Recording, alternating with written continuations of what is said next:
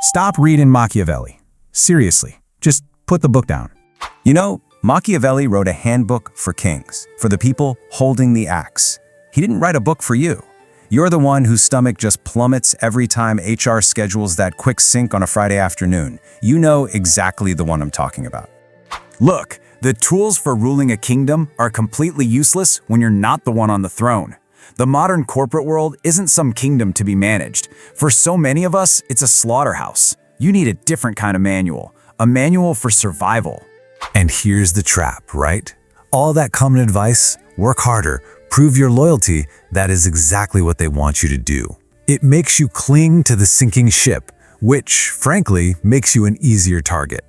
The real strategy is to think differently, to create a shell, appear harmless, and hide your real plan.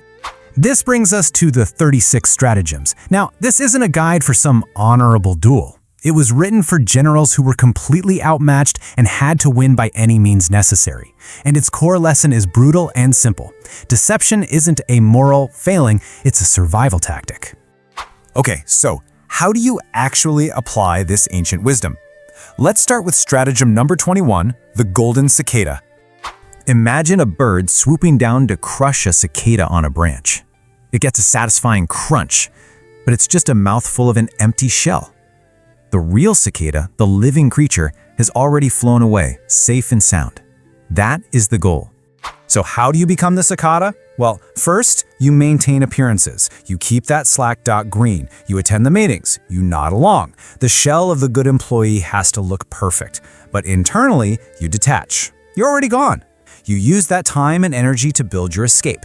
You're networking, updating your resume, downloading your contacts. So by the time that meeting gets called, they aren't firing you. They're firing an empty replica you left behind. So, while the cicada strategy is all about your hidden actions, this next one is about your open performance. Let's look at stratagem number 10, the smiling tiger, which is all about how to hide a dagger behind a smile. We're always taught to be transparent, to voice our frustrations. The stratagem says this is a fatal error when you're in a position of weakness. Instead, you smile. You make your boss feel secure, brilliant, even. You become the most pleasant, agreeable person in the room. Why? Because no one suspects the person who is constantly flattering their ego. That smile is your shield, and behind that shield, you hide your dagger. The dagger isn't malice, it's your resentment. It's your true feelings. But most importantly, your dagger is your meticulously prepared exit plan. That pleasantness isn't weakness, it's the camouflage you need to sharpen your blade in secret. Because let's be honest with ourselves, corporate loyalty is a one-way street. It's a story they invented to get more work out of you for less pay. The 36 stratagems simply accept the reality that business is a form of conflict. You don't have to be a bad person, but you do have to be a smart one. So, the final question is this.